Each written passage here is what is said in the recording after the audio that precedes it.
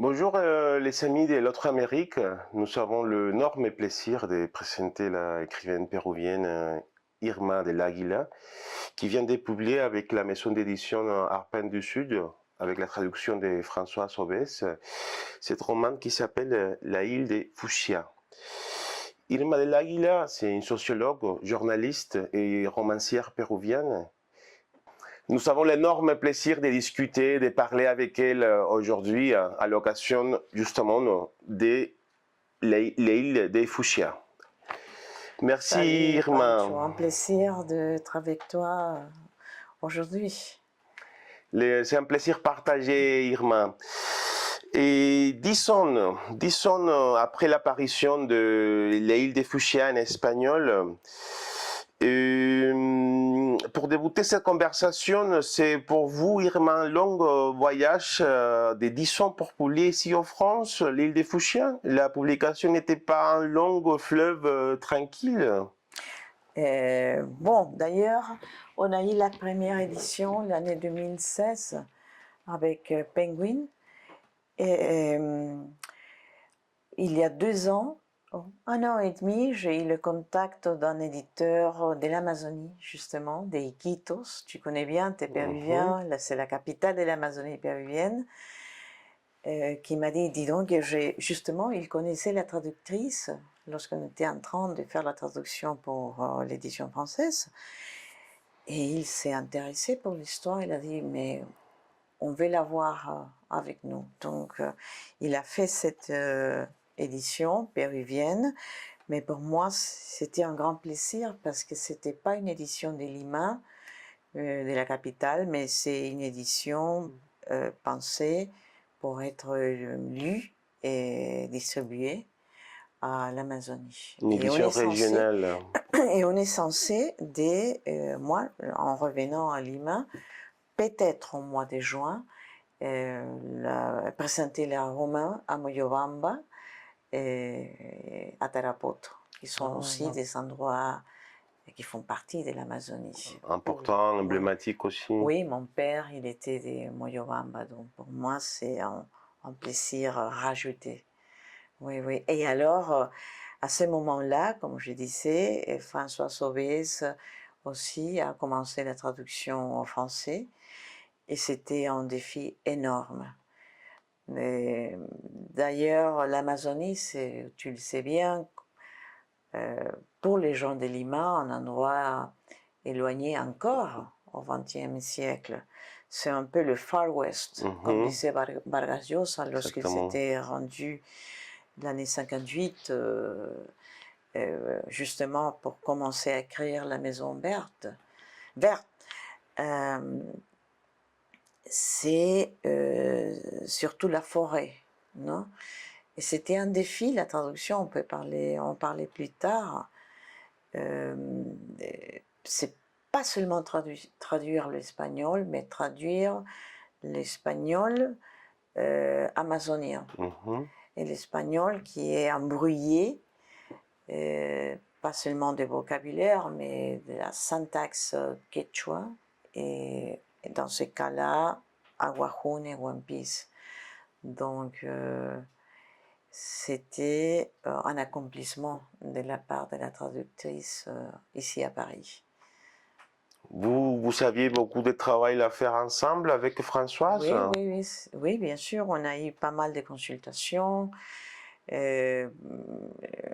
Moi-même, j'ai donné mon avis sur des traductions ou l'interprétation des contextes de phrases, le contexte. Et aussi, elle, à ma connaissance, a eu la collaboration des gens qui ont étudié, par exemple, la langue quechua ici en France, c'est Salitier, et on a essayé de traduire des mots des mots amazoniens qui ont d'origine quechua. Je disais tout à l'heure, par exemple, les insultes, avec les mots liés à l'intimité, à l'amour, sont les mots qui restent dans l'esprit des gens. Par exemple, Ishparuna. Ishpa, à l'origine, c'est un insulte fréquent à l'Amazonie et, et c'est d'origine quechua. Ishpa, ça veut dire l'urine. Runas sont les gens, sont ceux qui, les pisseurs. Et il y a d'autres mots aussi. Et donc, c'était un travail de, je dirais, d'exploration sociale aussi que linguistique. Tu viens de parler un peu sur Vargas Llosa. Et la critique, ça fait 10 ans que l'édition espagnole est sortie. On a pas mal de critiques sur le roman qui fait référence justement à la Maison Verte de Vargas Llosa. Et on utilise couramment les termes réécriture, extension. Mais ta traductrice, Françoise Aubès, elle utilise les termes transfiction. On peut dire que l'île des Fuchsia, c'est une espèce d'appropriation de cette histoire. Je pense que, d'ailleurs, c'est pas l'ensemble de la Maison Verte, mais je me suis penchée sur un personnage, Fuchsia, qui c'était une légende noire, mais aussi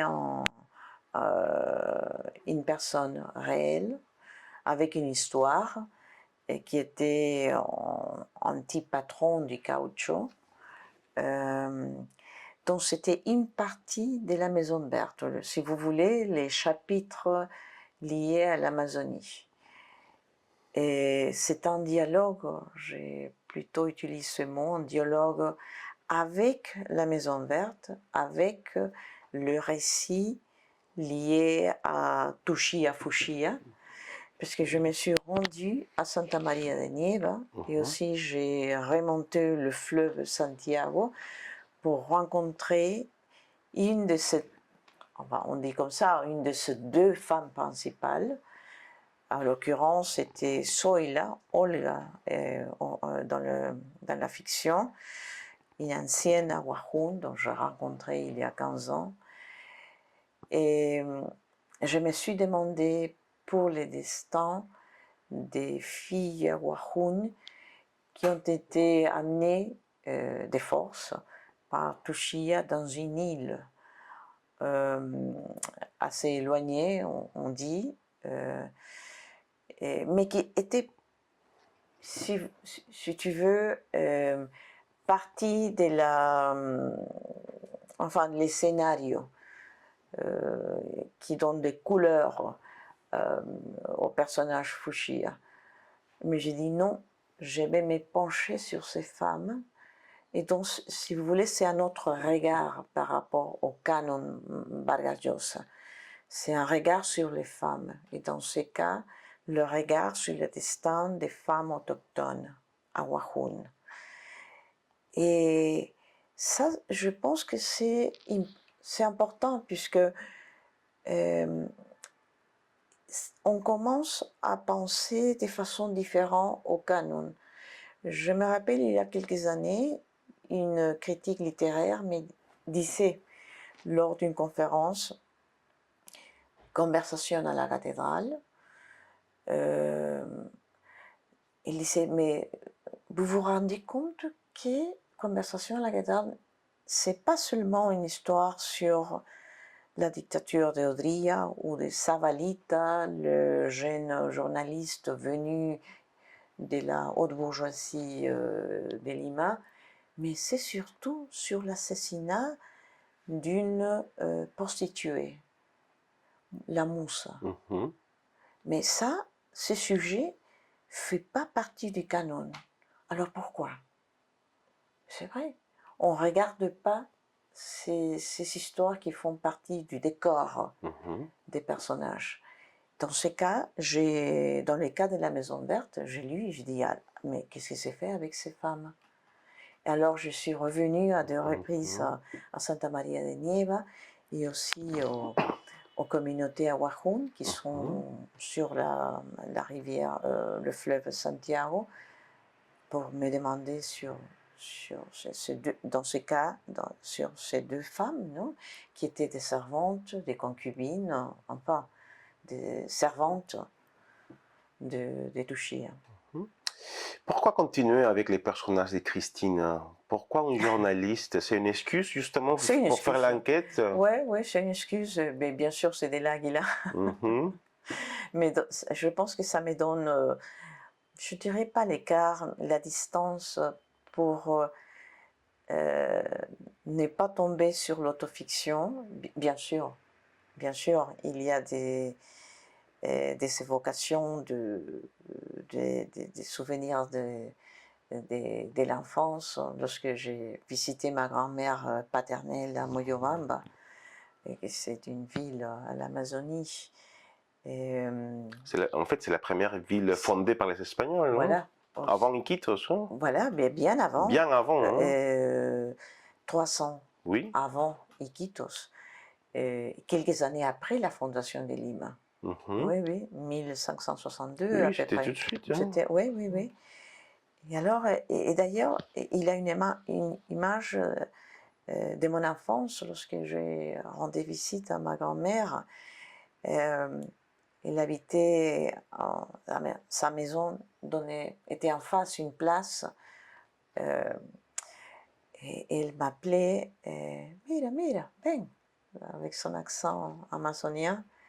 Je disais, mira, mira, hoy, ahí vienen los gentiles. Et los gentiles, c'était les païens. C'était les années 70, et en effet, je regardais, étonnée, ce couple. Très probablement, il était aussi des Aguajún. Très probablement, il venait de l'Alto Mayo, puisque au-delà de cette place, il y avait une falaise, et en bas, il y avait le fleuve Santiago, le fleuve Mayo. Mayo, oui. D'ailleurs, l'origine du mot est aussi quechua. Mayo, en quechua, ça veut dire rivière, au fleuve. Oui. Et lui... Les romans commencent avec cet épisode, non? Oui, parce que lui, il portait un pogne, taparrabo, et lui, il portait un pogne, et elle était avec les seins exposés Mhm. et des colliers. Je dis, mais il s'imposait sur les paysages, non? Et pour moi, c'était l'apparition des païens, mais à la Maison de Berthe, on les appelle pas gentiles, mais carrément païens. Et ça, c'est une ligne divisoire à l'Amazonie jusqu'à présent. Même pour les locaux, hein, c'est impressionnant. C'est Hein? ça. Oui, bien sûr, et ils étaient des colons. Mais pour moi, ça veut dire pas seulement chrétien et pas chrétien, mais ça veut dire les gens civilisés, supposés civilisés, Mhm. et les pas civilisés. Et d'une façon, c'est aussi une ligne divisoire pressant au Pérou. Par rapport à la structure du roman, il y a pas mal de témoignages.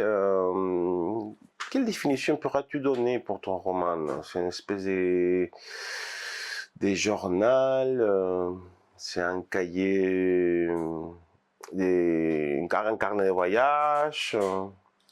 Oui, c'est un carnet de voyage, c'est aussi la fiction, c'est hybride. Comme je disais, par rapport à mes souvenirs d'enfance, c'est pas vraiment une biographie, c'est surtout c'est pas l'autofiction, c'est toujours un roman où je me permets des licences. Comme je disais, c'est ma grand-mère, oui, il y a pas mal des images qui m'amènent vers le passé, mais c'est pas vraiment, comme disait Vargas Llosa, l'histoire secrète de la famille. Non, c'est pas ça. C'est toujours de la fiction.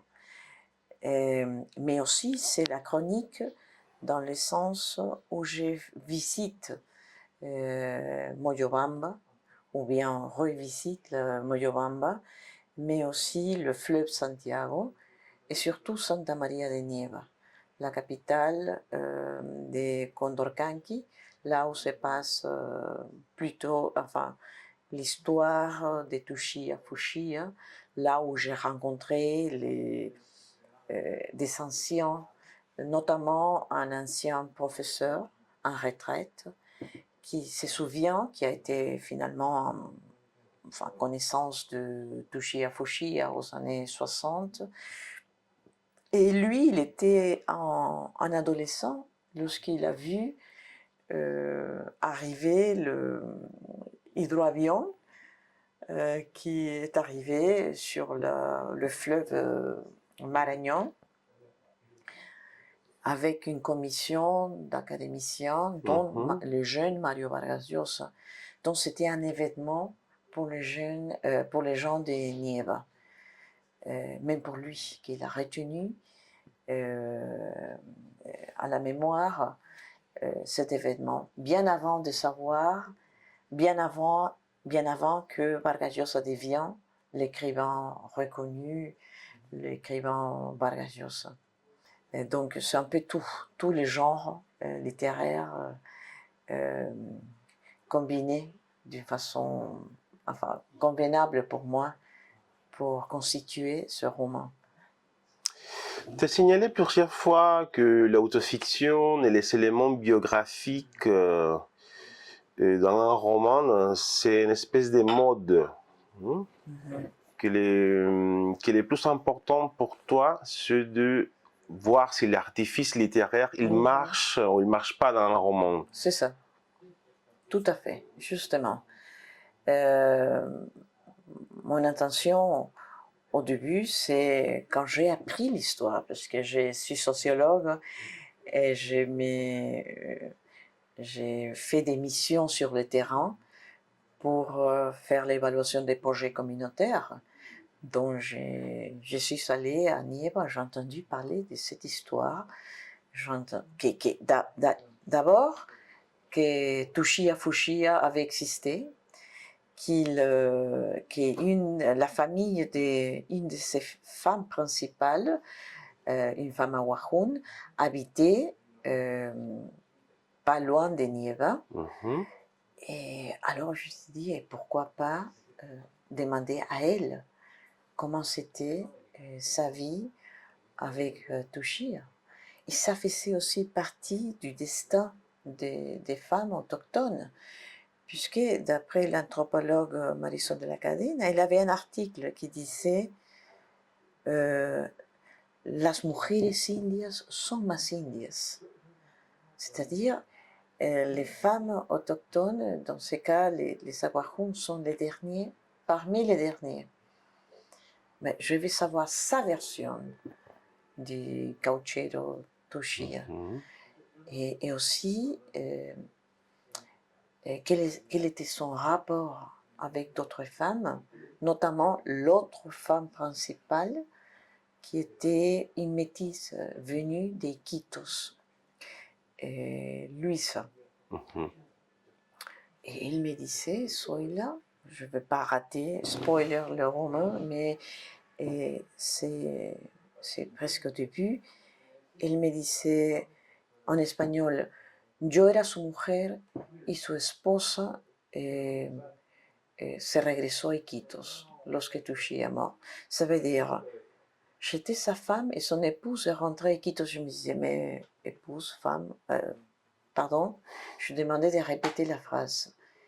Et pour elle, ça faisait partie du quotidien, être la première ou la deuxième femme de Tushia.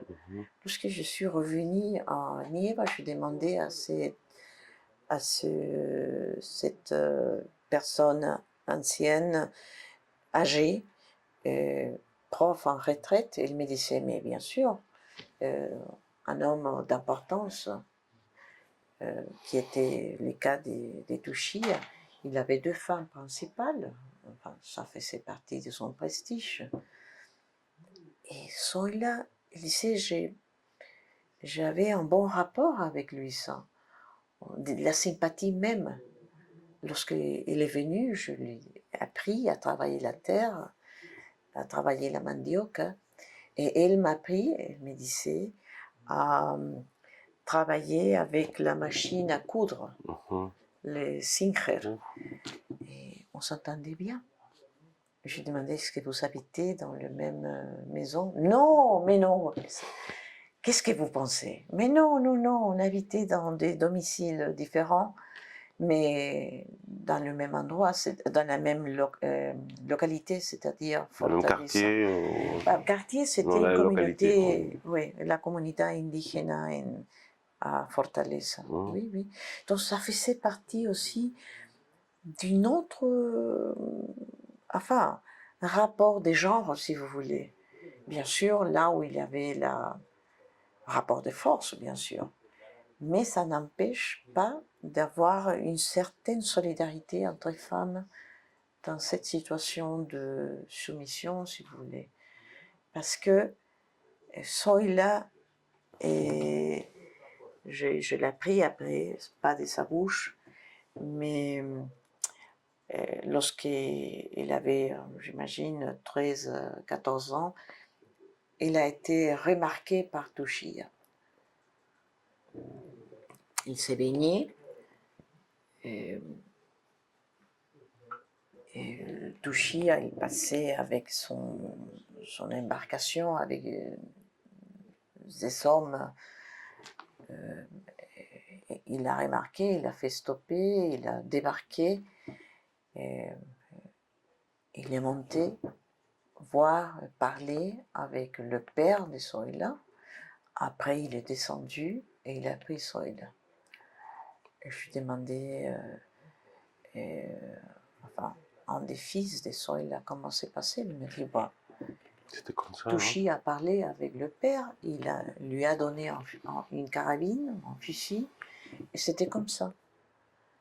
Et je lui demandais après aussi à l'ancien, au prof en retraite, c'est passé comme ça. Mais si, mais il me disait, imaginez-vous un métier comme Touchy qui lui donne un fusil, c'est quelque chose. C'est aussi le rapport des clientélisme qui s'établit entre les métiers, le baron du caoutchouc et les membres d'une famille à Wahun. C'était comme ça.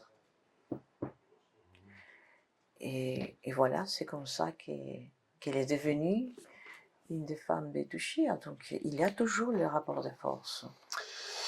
Et j'ai ici avec moi une citation du livre Au cours des ténèbres de Conrad, qui dit: Regarder une côte tandis qu'elle défile le long du navire, c'est comme penser à une énigme. Non? Qui est Fushia? Pourquoi Christina s'élance à sa poursuite? D'ailleurs, c'est à la poursuite de l'île où se trouvent les femmes, mais bien sûr, à la poursuite du personnage et pour savoir essayer de déterminer si c'est possible quand même l'histoire vraie de la légende. D'ailleurs, lorsque Vargas Llosa s'est rendu à Nieva, il lui dit dans son essai Histoire secrète d'un roman, quelques années après, il n'a jamais rencontré Fushia, il a entendu parler de lui comme un homme qui kidnappait les jeunes filles, le baron autoritaire, cruel, qui dominait les communautés en remontant le fleuve Santiago. C'était les grands patrons du caoutchouc à l'époque, aux années 1950. Mais je voulais savoir, et c'est quand même assez intéressant que lorsque Vargas Llosa a fait la fiction, il n'était pas loin de l'histoire vraie de Tushia Fushia. Il a imaginé, puisqu'il n'a pas eu cette information, qu'en effet, Tushia avait deux femmes principales, une femme awahun et une femme métisse. C'était comme ça. D'ailleurs, parce que c'était l'habitude d'avoir, enfin, c'était comme ça, une femme métisse. Et dans ce cas, dans l'histoire, la biographie, oui, il avait comme deuxième ou première épouse cette femme venue des Iquitos. Et qu'il est mort à la Maison Verte, il est mort de la lèpre. à vrai dire, il est mort de la variole noire. Mais c'est vrai qu'il est mort en allant vers Iquitos. Donc il y a pas mal de choses que Vargas Llosa a su que c'était vraisemblable et que se sont reproduits, si tu veux, Mhm. à la biographie et pas l'inverse. Dans mon cas, j'ai appris d'abord la fiction et pour m'approcher de la biographie, et je me suis rendu compte que c'est quand même des dimensions assez proches. Fouchi a la fois omniprésent et absent tout le long du livre. Une fois seulement, nous ne révélons rien. Dans les dernières pages, on est enfin avec Fuchsia. La fin des voyages pour lui et nous. Mhm. Et ça faisait partie justement de l'artifice littéraire que tu avais pensé pour cette histoire. La fin de Tushia. Oui. Oui, j'ai appris qu'il est mort des varioles, donc je me suis dit ça serait peut-être la fin aussi de sa vie et la fin du roman. Mais en revenant sur les destins des femmes, parce que d'une façon subtile, j'ai fait qu'il se rappelle, qu'il, si tu veux, une rendition de compte de son passé, et c'est ce qu'il a fait avec ces deux femmes qu'il a abandonnées quand même dans une île aujourd'hui disparue euh, du faible fleuve Santiago. Si, c'était comme ça. Je pense que c'était une bonne façon de fermer l'histoire. Oui. Qu'est-ce que cherchait Christine dans la forêt? Cherche d'abord les destins de ces femmes, pas seulement les deux femmes Wahun enfermées dans une île, mais aussi les destins des femmes principales de Fushia Soy, la première, mais aussi de revenir sur les souvenirs d'enfance à Moyobamba et me demander sur les, la cohabitation, si tu veux, entre les colons, dont Mhm. ma famille c'était des anciens colons, dont l'histoire, l'origine est perdue dans l'histoire, mais aussi sur les rapports entre les colons et les gens autochtones, les communautés autochtones.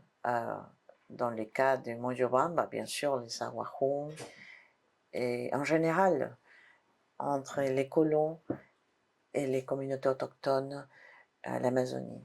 Et c'est quoi devenir péruvien aussi?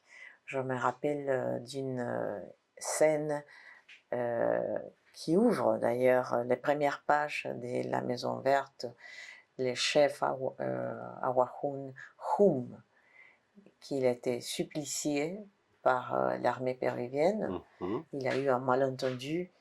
Euh, les Awahun étaient, d'après l'armée, avaient attaqué, tabassé un officier, ou enfin, je m'appelle bien, ou un sous-officier de l'armée. Et en représailles, il a été supplicié et, et il répétait Piruano soy, je suis péruvienne, en cet accent comme un étranger, quoi. Donc Mhm. il revendiquait sa pérennité, mais il n'était pas accepté comme tel.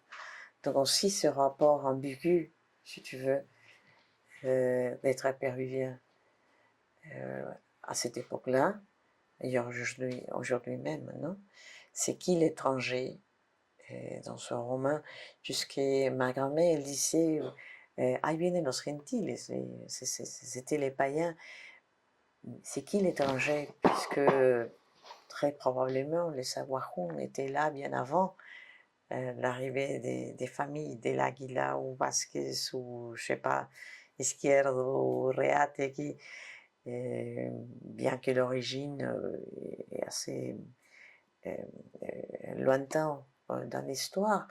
Les Awahun, très probablement, étaient là bien avant. Donc, c'est qui l'étranger? C'est une des questions, je pense, que mon roman essaye de discuter ou d'élever des questions là-dessus. C'est un sujet on peut le trouver toujours, non, à Oui. l'Amazonie péruvienne. Oui, surtout par rapport, pas seulement aux autochtones, mais aux femmes aussi, aux femmes autochtones. Et c'est intéressant puisqu'on parle des rapports de force entre le baron du caoutchouc, l'armée et les autochtones, et notamment les femmes. Mais aujourd'hui, justement, il y a 2-3 ans, le procureur de l'État a fait publier un rapport comme quoi, dans les derniers 10 ans, on a eu à Nieva et aux alentours, c'est quand même un village, plus de 500 cas de petites filles et adolescents, femmes, Awahun notamment, ou Ampis aussi, métisses quelques-unes, qui ont été violées ou harcelées, notamment à l'école publique. Qu'est-ce que ça veut dire? Et on se demande comment cela est possible. Parce que, comme disait Marisol de la Cadena, las mujeres indias son más indias. Et c'est seulement maintenant qu'on commence à faire les dénonciations. Et là, il y a des cas qui sont ouverts. Mais on parle aussi de la présence de l'État péruvien, puisque l'école publique, c'est l'État péruvien qui est plutôt une menace pour ces filles. Ouais. Donc, je pense que le roman a une actualité assez évidente. Et d'ailleurs, excuse-moi, Oui, je te oui. coupe. Je sais pas le mot plaisir, mais je suis ravie que le roman commence à être lu par des profs et par des gens à Santa Maria de Nieva. Parce qu'il y a des choses à être discutées. Je ne sais pas comment on va gérer cette histoire, mais je pense qu'il faut discuter cela en Amazonie. Oui, bien sûr. Et pour Vargas Llosa, l'Amazonie, la forêt péruvienne était toujours un contexte chaotique, non? Et nous avons aussi les personnages de Herzog, le réalisateur allemand, Fitzcarraldo, qui devient fou, non, au milieu de la forêt. Est-ce que la forêt, à ce point, exacerbe les désirs, renforce la violence, altère la réalité? Qu'est-ce que tu penses, Irma? Pour Vargas Llosa, c'était, et il le dit, l'histoire secrète d'un roman, et pour lui, c'était les comics qu'il lisait quand il était petit. Tarzan, notamment. Pour lui, l'Amazonie, c'était ça, c'est la jungle. Mais aussi, on a cette représentation de l'Amazonie comme un endroit au-delà de la civilisation, là où tout est permis. Mais jusqu'à présent, tu le sais bien, on a ces préjugés comme quoi les femmes de l'Amazonie sont plus chaudes. La charapas, non? La charapas, non? Et là, on a des boissons qu'on dit que est aphrodisiaque, les siete raíces, el tumbacalzones, rompecalzones, el RC, et enfin, Lázaro, levántate, non? c'est ça. Ouais, voilà, c'est ça. On dit lié aux puissances sexuelles plutôt d'hommes, non? Et là, on a cette représentation jusqu'à présent sur l'Amazonie péruvienne. Et là, les résultats, c'est ce qu'on a justement, malheureusement, au-delà de la fantaisie, c'était pas Ce serait même curieux de voir cette fantaisie, mais au-delà de la fantaisie, il y a le rapport de force dans la société péruvienne. C'est cette histoire des 500 cas de petites filles et filles violées, harcelées à l'école publique. Fréquemment, Luisa, Cristina et Fuchsia sont relégués en un statut d'étranger. Est-on étranger si l'on n'est pas né dans la forêt, à ton avis? Je pense que depuis le regard de Lima, je pense, on habite tu le sais bien, dans un pays assez centralisé, dont la plupart, les pouvoirs politiques, les pouvoirs économiques est concentré à Lima. Et c'est un pays centraliste, même pour le reste de l'Amérique latine. Donc je pense oui que d'une certaine façon, les gens de l'Amazonie sont perçus comme les autres. Il y a même le terme l'intérieur et l'intérieur du pays, et que parfois c'est même l'au-delà, qu'on visite parfois comme des touristes. Je pense que, et à l'Amazonie aussi, il y a une ligne divisoire marquante entre les villes ou les villages peuplés d'anciens colons, mais pas seulement, et les communautés indigènes qui sont aussi l'au-delà. Je me rappelle une fois, je suis allée à Iquitos. J'ai voulu savoir, enfin comme beaucoup de Péruviens, je suis passionnée par la cuisine, la gastronomie, et j'ai visité un restaurant nouveau. C'était sushi, c'était japonais, amazonien, je dis quand même, c'est bien la fusion, et d'ailleurs c'était agréable. Mais le problème, c'est que dans le mur, il y avait des grandes photos anciennes, photographies anciennes de patrons du caoutchouc, avec une tenue blanche, non? Typique de l'époque 1920, justement rassembler les images du film de Herzog, Fitzcarraldo, non? Du temps de Fitzcarraldo.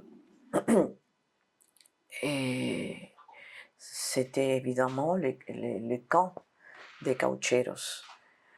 Et je disais, il me demandait, le patron, bien, je sais pas, le chef, il me disait, c'était bien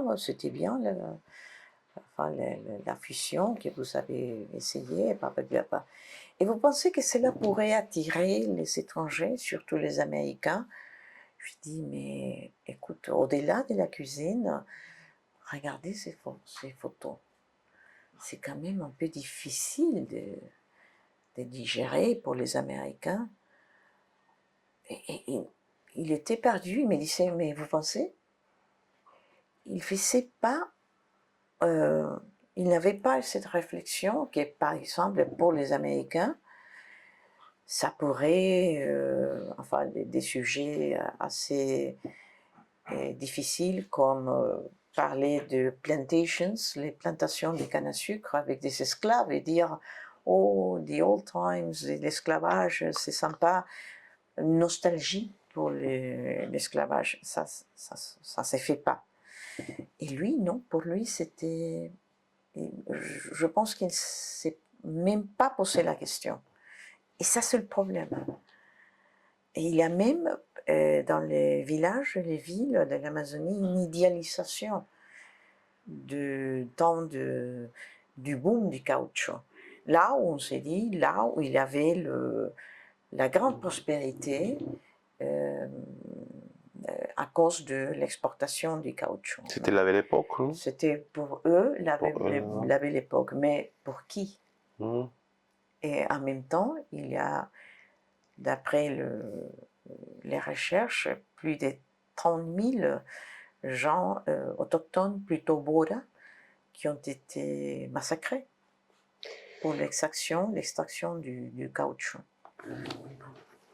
Selon un point de vue, dans ce cas, plutôt un point de vue d'un sociologue comme toi, comment est-ce qu'on peut édifier la notion d'État par rapport au Pérou avec cette réalité?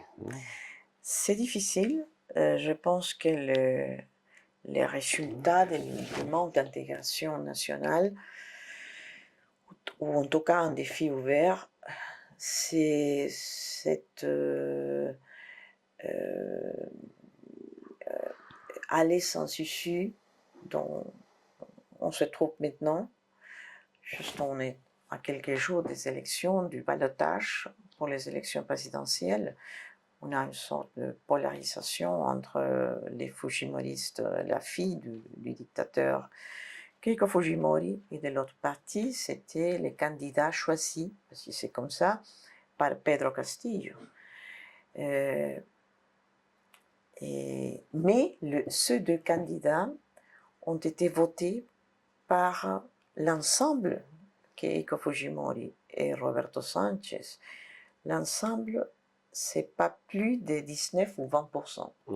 C'est-à-dire, 30%, c'est-à-dire 70% des Péruviens n'ont pas voté ni pour Keiko Fujimori, ni pour Roberto Sanchez. Ça, c'est la fragmentation du vote. C'est-à-dire, il y a la tâche de l'État est une tâche n'a pas été accomplie, pour le dire de façon sympa, disons. Mais les résultats, c'est ça. Je ne sais pas si on va déclarer la faillite de l'État, mais on se trouve dans un moment assez compliqué de notre histoire. C'est vrai que nous avons une coexistence très complexe, surtout au niveau culturel. Est-ce que tu restes optimiste, Irma? Je ne sais pas, je pense qu'il faut d'abord changer le regard. Et ça, oui, a changé, je pense.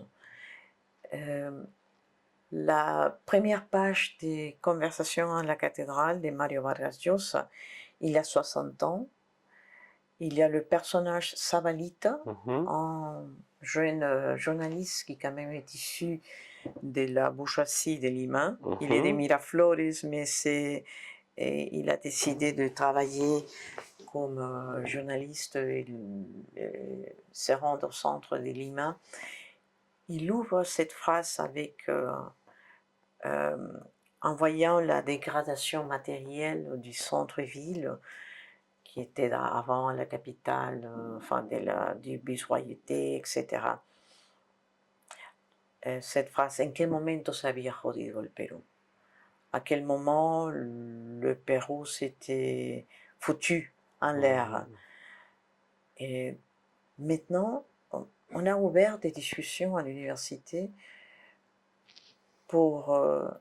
des débats, mais pour mettre en question même l'origine de cette phrase. Et pourquoi les Pérou se seraient-ils foutus en l'air finalement à cause de la migration, des vagues d'immigration des gens qui sont venus des Andes?